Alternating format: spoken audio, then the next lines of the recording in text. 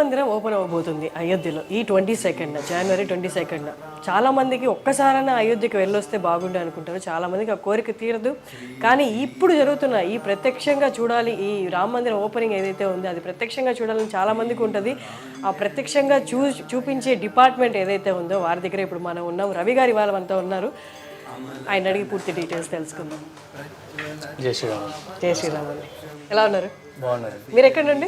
నేను హైదరాబాద్ నుంచి. సో నేను చెప్పినట్టు చాలా మందికి అయోధ్యకి ఒక్కసారైనా రావాలి అనుకుంటారు, కానీ ఈ గుడి ఏదైతే ఓపెనింగ్ ఉందో ఎన్నో సంవత్సరాలుగా ఎదురు చూస్తున్న రామ మందిరం ఇది. దీనికైతే జనాలు తండోపతండాలుగా వస్తారు, కొంతమంది రాలేకుండా పోయే ఛాన్సెస్ ఉంటాయి. సో వాళ్ళ కోసం ప్రత్యక్షంగా మీరు లైవ్ అయితే ఇవ్వబోతున్నారు.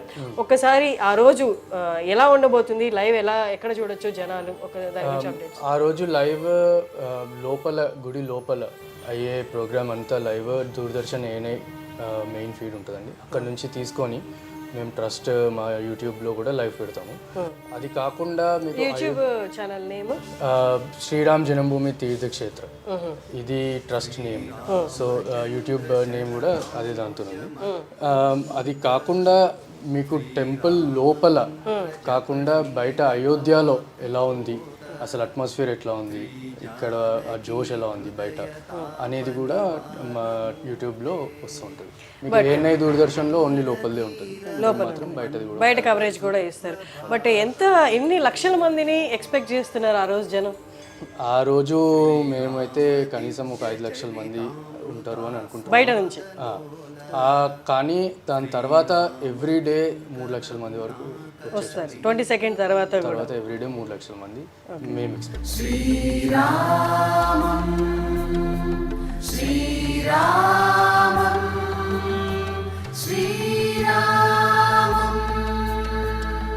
బట్ ఈ సిటీ మొత్తాన్ని కూడా, క్రౌడ్ని మొత్తాన్ని కూడా జనాలు దేవుణ్ణి దర్శించుకోవడానికి, రాముడిని దర్శించుకోవడానికి వస్తున్న వాళ్ళని చూపించాలి, అంతమందిని చూపించాలి అంటే ఊరు మొత్తం కూడా కెమెరాస్ పెట్టాల్సిన సిచ్యువేషన్ అయితే కనిపిస్తుంది కదా. ఎన్ని కెమెరాస్ ప్లాన్ చేస్తున్నారు? ఇప్పుడు మా team, social media team, content ఎవరైతే తీసుకొని వస్తారో, వీడియో యాక్చువల్లీ గ్రౌండ్లో వెళ్ళి షూట్ చేసేవాళ్ళు, మాకు మెయిన్ స్పాట్స్ ఉన్నాయి అయోధ్యలో. మెయిన్ ముఖ్యమైన కొన్ని ప్రదేశాలు ఉన్నాయి, అక్కడ ఉంటారు. అక్కడ ఎట్లా ఉంది ఏంటి మహోత్సవం అంటే ఆ జోష్ ఎట్లా ఉంది. ఇప్పుడు హనుమాన్ గడి ఉంది ఫర్ ఎగ్జాంపుల్, హనుమంతుడు అక్కడ ఉండి అక్కడ నుంచి అడ్మినిస్ట్రేషన్ హనుమంతుడు చేసేవాడు. సో అది ఇప్పుడు గుడి అయ్యింది. సో అక్కడ చాలా పెద్దగా అవ్వబోతుంది. సో అక్కడ ఉంటారు. ఇంకా కనక్ భవన్, ఇట్లాంటి కొన్ని ముఖ్యమైన ప్లేసెస్ ఉన్నాయన్నమాట. అక్కడ పెద్ద పెద్ద స్క్రీన్స్ కూడా పెడతారు. ఇంకా అది కాకుండా వచ్చే విజిటర్స్ కోసం ఎవరైతే విఐపీస్ వీళ్ళు వస్తున్నారో, ఇన్వైటీస్ వస్తున్నారో, వాళ్ళు ఖచ్చితంగా ఫ్యామిలీతో పాటు వస్తారు. లోపలికి మాత్రం వాళ్ళు ఒక్కళ్ళే అలౌడ్, కానీ ఇక్కడ రావడం ఫ్యామిలీతో వస్తారు. ఎందుకంటే గుడికి ఎవరైనా ఫ్యామిలీ లేకుండా రావాలని అనుకోరు. సో వాళ్ళ కోసం పెద్ద రూమ్ పెట్టి, పెద్ద స్క్రీన్ పెట్టి అవి చేస్తున్నాం. సో అక్కడ ఉండడము, సో ఇట్లా మొత్తం అయోధ్య మొత్తంని కవర్ చేసేలాగా చేస్తున్నాం. లోపల ఈవెంట్ మాకు ఫీడ్, ఎందుకంటే ప్రైమ్ మినిస్టర్ ఆఫీస్ కూడా ఇన్వాల్వ్ అయ్యి ఉంది కాబట్టి మాకు ఆబ్వియస్లీ ఫీడ్ ఇంకా వాళ్ళ నుంచే తీసుకోవాల్సి వస్తుంది. కానీ దాని తర్వాత 22nd తర్వాత లోపల నుంచి ఫీడ్ కూడా యూట్యూబ్లో లైవ్ వస్తుంది. ఓకే, గుడి ప్రారంభం అంటేనే ఆ గుడితో పాటు చాలా హైలైట్స్ ఈ ఊర్లో కూడా, అయోధ్యలో కూడా హైలైట్స్ అయితే పెట్టడం జరుగుతుంది. ఏవే హైలైట్స్ ఉండబోతున్నాయి, దాన్ని ఎలా కవర్ చేస్తున్నారు, అవి కూడా లైవ్ వస్తాయా? ఇప్పుడు హనుమాన్ గడి ఉంది, వాళ్ళు ఆ గుడి వాళ్ళు ఆ ఈవెంట్ని వాళ్ళు ఒక స్పెషల్గా వాళ్ళు సెలబ్రేట్ చేసుకుంటున్నారు. అక్కడ ఆ ఏరియా అంటే ఆ గుడి దగ్గర చాలా పెద్ద ఎత్తున ఏర్పాట్లు చేసి వాళ్ళు ఒక యూనిక్ వేలో వాళ్ళు సెలబ్రేట్ చేస్తున్నారు దాన్ని. అది కాకుండా ఇప్పుడు సరియు నది దగ్గర వేరే గుడి వాళ్ళు చేస్తున్నారు. ఇప్పుడు నాగేశ్వరనాథ్ మందిర్ ఉంది, అది శివుడి గుడి, అక్కడ వాళ్ళు స్పెషల్గా వాళ్ళు ప్రోగ్రామ్ చేసుకుంటున్నారు. సో స్క్రీన్స్ అనేవి ఇప్పుడు మనము ఎట్లా అయితే అయోధ్య బయట ప్రతి దగ్గర స్క్రీన్స్ పెట్టుకొని ఎవరి గుడ్లలో వాళ్ళు ఎలా అయితే చేసుకుంటున్నారో, ఇక్కడ కూడా అన్ని గుడ్లు రాముడివే కాబట్టి అందరూ ఆ రామభక్తితోని ఇంకా చాలా పెద్ద ఎత్తున ఇక్కడ చేస్తారు అని ఇంకా అవన్నిటిని కవర్ చేయడం జరుగుతుంది. ఆన్లైన్ రిలేటెడ్ ఎవ్రీథింగ్ మీరే చూసుకుంటున్నారు కాబట్టి, వెబ్సైట్ దగ్గర నుంచి, యూట్యూబ్ దగ్గర నుంచి, అండ్ అప్డేట్స్ దగ్గర నుండి, అండ్ వస్తున్న ఫండ్స్ కూడా ఇప్పటికీ ఇంకా వస్తూనే ఉన్నాయండి? ఫండ్స్ ఇప్పటికీ వస్తూనే ఉన్నాయండి. మా ఆన్లైన్ వెబ్సైట్కి వెళ్తే ఆన్లైన్ డొనేషన్ ఇప్పటికీ కూడా తీసుకుంటున్నాము. ఇంకా 22nd అని చెప్పి ప్రాణ ప్రతిష్ఠ డేట్ అనౌన్స్ అయినాక ఇంకా ట్రాఫిక్ ఆల్మోస్ట్ డబుల్ అయ్యింది. ఓకే, ఇంకా డబుల్ అయింది. వెబ్సైట్ ట్రాఫిక్ అయితే డబుల్ అయింది. ఓకే, ఎక్కడెక్కడి నుంచి వస్తున్నాయి కూడా మీకు ఇన్ఫర్మేషన్ ఉంటుంది కదా ఫండ్స్? ఉంటుంది. ఎక్కువ మటుకు ఇప్పుడు మాకు ఆన్లైన్ డొనేషన్స్, ఇప్పుడు 2 టైప్స్ ఆఫ్ డొనేషన్స్ ఉంటాయండి. ఇప్పుడు బ్యాంక్కి వెళ్ళి చేసేవాళ్ళు ఉంటారు. మ్యాక్సిమం మన విత్ ఇన్ ద కంట్రీ అయితే బ్యాంక్కి వెళ్ళి చేసేవాళ్ళు ఎక్కువ మంది ఉన్నారు. మాకు బయట నుంచి అయితే ఆన్లైన్ డొనేషన్స్ వస్తాయి. సో మాకు ఆన్లైన్ అయితే మాకు డేటా ఉంటుంది, కానీ ఆ బ్యాంక్ డేటా అదంతా మా దగ్గర ఇప్పుడు లేదు ప్రస్తుతం. ఓకే, ఆన్లైన్ నుంచి మనకి ఆన్లైన్ నుంచి మ్యాక్సిమం యుఎస్, యూకే, ఇంకా దుబాయ్ నుంచి మ్యాక్సిమం వస్తుంది. ఓకే, ఇప్పుడు దాకా ఎంత కలెక్ట్ అయిందో అది చెప్పగలరా? ఫిగర్ చెప్పొచ్చు అంటే స్టార్టింగ్ ఫిగర్ ఎగ్జాక్ట్గా ట్రస్ట్ రిలీజ్ చేయలేదు, చేయదలుచుకోలేదు కూడా. ఎందుకంటే ఇక్కడ ఇంటర్నల్ ఆడిటర్స్ ఉన్నారు, ఎక్స్టర్నల్ ఆడిటర్స్ ఉన్నారు. ఇక్కడ అంటే everything is transparent over here. We don't want to give out the number and for what ever reasons. కానీ రఫ్ అయితే అప్పుడు అభియాన్ అయినప్పుడు 3,000 to 3,500 crores వచ్చింది. దాని తర్వాత ఇంకో 1,500 crores వరకు ఇంకా ఎక్స్ట్రా అదనంగా కూడా వచ్చింది. ఇప్పుడు కూడా ఇంకా వస్తున్నాయి. మేము చూసాము, మేము తిరిగినంత వరకు మేము చాలా చాలా చూసాము. కొన్ని స్టేట్స్ నుండి ఆ స్టేట్లో ఏదైతే ఫేమస్, ఫర్ ఎగ్జాంపుల్ అస్సాం తీసుకుంటే టీ ఆకులు ఫేమస్ కాబట్టి కొన్ని టన్ టీ ఆకులు పంపించడము, అలాగే వేరే కంట్రీస్లో నుంచి ప్యూర్ గీ పంపించడము, టన్స్లో పంపించడము. అలాగే ఇంకేదైనా మిమ్మల్ని అబ్బురపరిచేలాగా, ఇంత భక్తి ఉందా జనాల్లో అనిపించేలాగా? కంబోడియా నుంచి పసుపు వచ్చిందండి, చాలా ప్యూర్ పసుపు. మేము ఇక్కడ నుంచి ఆ పసుపు అక్కడ అంత దూరంలో ఉన్నా కూడా స్మెల్ అక్కడ నుంచి ఇక్కడ వరకు స్మెల్, సుగంధం అనేది వస్తుంది. సో కంబోడియా నుంచి. థాయిలాండ్లో ఒక అయోధ్య ఉంది, అంటే ఇక్కడ అయోధ్య పైన అప్పుడు వాళ్ళ రాజులు పెట్టుకున్నారు అయోధ్య అని పేరు. దానికి ఇప్పుడు కూడా ఆ రాజు పేరు రామ అన్నమాట. సో రామ 1, రామ 2 అది పరంపర కొనసాగుతూ ఉంది. ఇప్పుడు రామ 10 ఉన్నారు అక్కడ. అయినా కూడా అక్కడ నుంచి చాలా ఎత్తున అన్ని ఇక్కడ కావాల్సిన పూజకు కావాల్సిన సామాగ్రి అంతా కూడా పంపించినారు అనమాట మన థాయిలాండ్ నుంచి.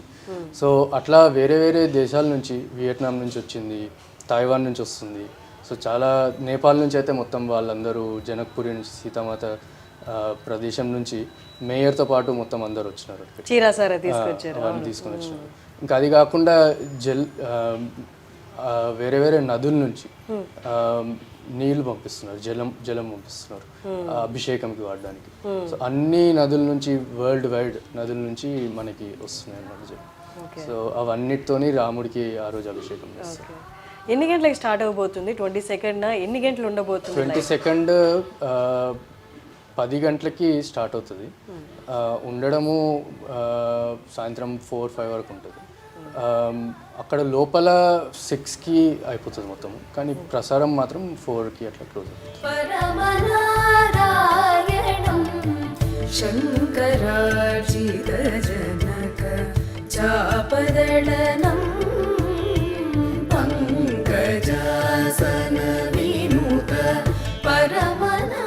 రిలేటెడ్ టు సెక్యూరిటీ, చాలా మంది సెలబ్రిటీస్ కూడా ఇన్విటేషన్ పంపడం జరిగింది.